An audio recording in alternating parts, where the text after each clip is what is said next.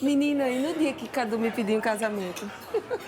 A decisão estava tomada. O dia foi escolhido, mas faltavam as alianças dos pombinhos. Ele pesquisou tanto pela aliança ideal que quase virou especialista. O grande dia chegou. Cadu tira a caixinha do bolso e faz a esperada pergunta quando ela responde. Sim, mas cadê a aliança? Eu esqueci em cima da cama. Imagina se não quisesse casar, hein? Entre amigos o bode. A vida fica melhor entre amigos. Olá, seja muito bem-vindo. Meu nome é Silvia Bessa, sou repórter especial do Diário Pernambuco e no nosso programa de saúde de hoje vamos falar com uma nutricionista sobre alimentação das crianças. Estamos num período de férias e é um tema que a gente achou que valia muito a pena, né, doutora Amanda Guimarães? Bem-vinda. Boa tarde, Silvia. Bom tê-la aqui. Igualmente, é A um gente prazer. queria suas orientações para atender a tantos internautas, a tantas mães e pais que estão inquietos de dizer não aos filhos, em que momento parar, o que comer nessas férias. Exatamente. E é um tema que gera bastante dúvida entre as famílias, né? Porque o período de férias, as crianças ficam mais em casa, ou então saem mais para o cinema, para brincadeiras. E nesses locais sempre tem aqueles lanchinhos que geralmente as famílias evitam oferecer com frequência. E o que é que a senhora sugere?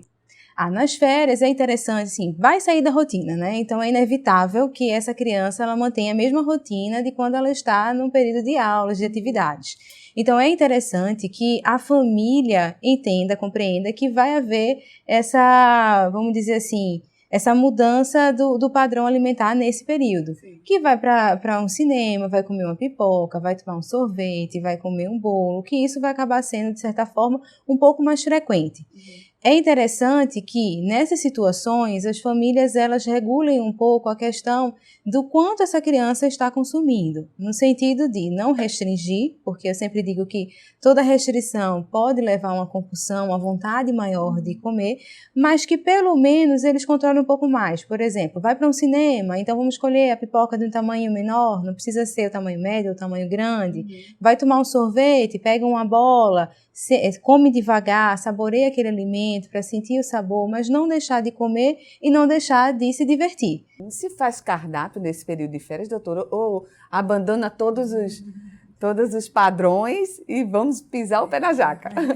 Não necessariamente precisa pisar o pé na jaca, né? Colocar o pé na jaca, mas assim, é interessante que a família tente seguir aquilo que já segue no período que não é de férias, no período regular do ano, mas que tente fazer com que a criança mantenha esse planejamento alimentar que a família já tem durante todo o restante do ano.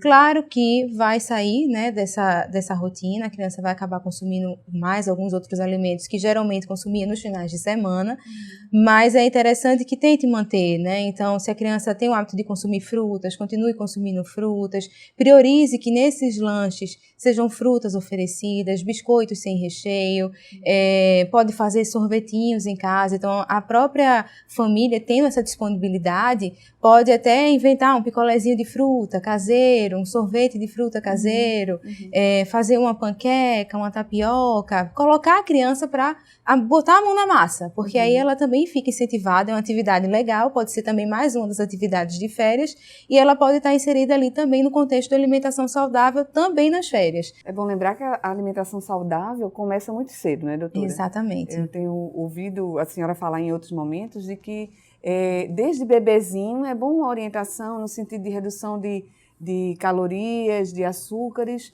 Sim, então a gente fala muito da questão da alimentação hoje em dia, não somente depois, quando a criança começa a se alimentar ali por volta de 6 meses, mas a gente já fala o cuidado da alimentação da mãe durante a gestação, da mulher durante o período de lactação, porque tudo isso, todo esse momento já está formando o paladar da criança, via líquido amniótico, quando ela está grávida, quando a criança está mamando, ela também sente os sabores via leite materno, e daí começa a introdução alimentar. E o que a gente orienta é que sal seja evitado até 1 ano de vida, porque não há necessidade de incluir alimentos com sal até 1 ano, e o açúcar evitar até os 2 anos de vida ou mais, porque nós já nascemos inato com a predileção ao sabor doce.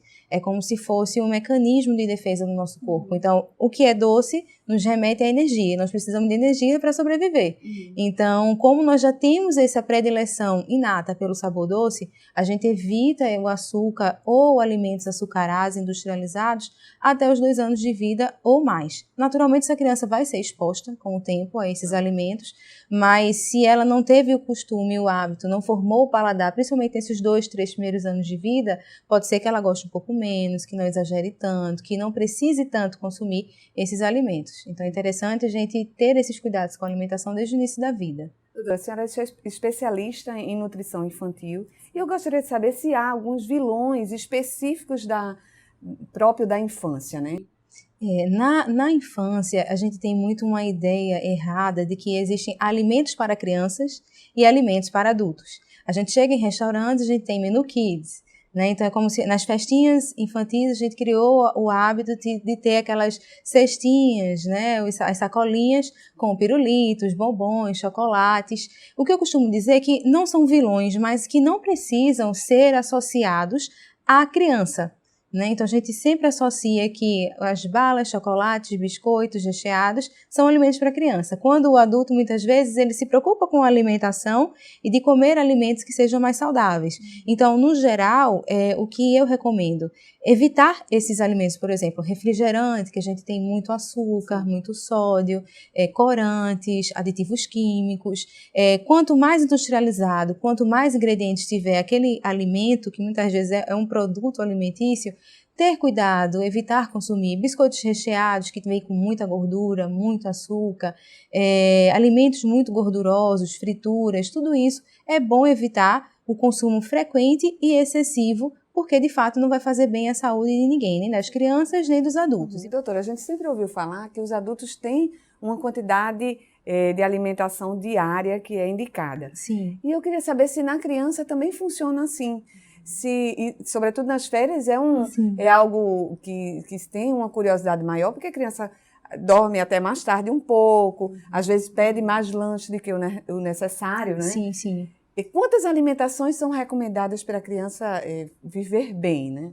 No geral, a gente recomenda em torno de 5 a 6 refeições ao dia, que seriam café da manhã, almoço, jantar e 2 ou 3 lanches, que pode ser no intervalo entre o café da manhã e o almoço, o intervalo entre o almoço e o jantar, e antes de dormir, se for um hábito da criança, às vezes ela está dormindo mais tarde e ela quer lanchar alguma coisa. Geralmente esse último lanchinho pode ser algo mais leve, uma fruta, um iogurte, um leite, vai depender muito do hábito da família. A questão de quantidades, ela é muito variável, então nós, na verdade, nos habituamos a ter aquela regra de quanto nós devemos comer por refeição, por horário.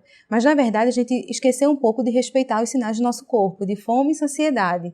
Às vezes, por uma regra, eu tenho que comer a cada 3 horas, você acaba comendo sem ter vontade, acaba comendo a quantidade sem querer aquilo, ou às vezes sente um pouco mais de vontade de comer e não come porque acha que aquilo ali já não pode mais comer para não engordar, enfim.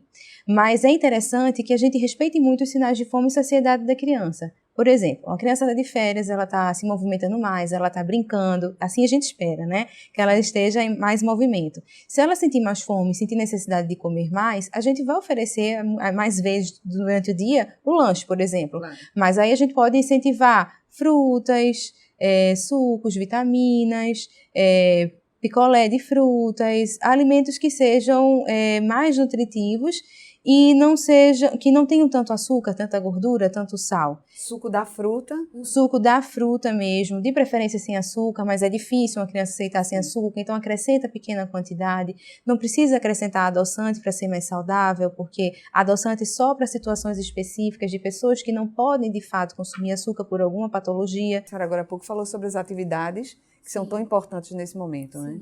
Mas a gente sabe também que existe um concorrente forte agora que são os eletrônicos, o celular, o tablet e a televisão. Exato. E às vezes a criança quer comer como antes, mas não está gastando a quantidade de calorias que se espera, né? Exato. A família deve dizer não, doutora? A criança que está comendo em excesso e está à beira ali da obesidade, que é um problema tão forte, né? Então... Esse é um grande desafio, né? A questão da obesidade e do sedentarismo, desde cedo. Antigamente, bem antigamente, as crianças brincavam mais, se movimentavam mais, brincavam livremente nas ruas, era tudo bem diferente do que a gente tem hoje. Hoje em dia a gente tem toda a questão social, mídia, tecnologia, e a criança está exposta a isso 24 horas. Então, se essa criança, mesmo no período de férias, ela tem ficado muito mais sentada, parada, brincando em celular, tablet, videogame, o interessante é tirar um pouco essa criança desse ambiente. Então, desce no prédio, se for uma casa, num quintal, tenta fazer com que essa criança passe pelo menos 60 minutos do dia em atividade de movimento, para que ela não fique tão parada. A gente deve evitar, na teoria, as telas até no máximo 2 horas por dia, mas a gente sabe que no período de férias fica um pouco difícil de fazer esse controle. E esse é um período que requer muita atenção, inclusive com relação à água, né? Porque Exato. água é alimento e às vezes a criança está Exato. lá no celular ou está correndo e esquece, inclusive, da É importante a hidratação. hidratação. Então, é importante que essa criança esteja tomando água. Se ela não costuma tomar água, não gosta, sempre está oferecendo, coloca uma garrafinha diferente, oferece sempre, porque muitas vezes, se for depender da criança, ela não vai tomar, vai acabar não tomando. Então, nas férias pode tudo, com regras. A criança não precisa ser privada, mas tem que ter um pequeno controle. Isso, exato. Moderação sempre. Eu digo que moderação é o segredo. A gente precisa moderar, não privar, não restringir, mas deixar a criança ter uma boa relação com a comida também, porque cada vez que a gente restringe, mais interesse ela pode ter por determinados alimentos. Então, é interessante que tudo com moderação pode tranquilamente. Ok, doutora, muito obrigada pela sua Obrigada a presença. você. Volte sempre. Obrigada. A você que estava nos assistindo, muito obrigada. Volte na próxima quarta-feira que a gente tem outro especialista dando mais dicas para você. Até mais.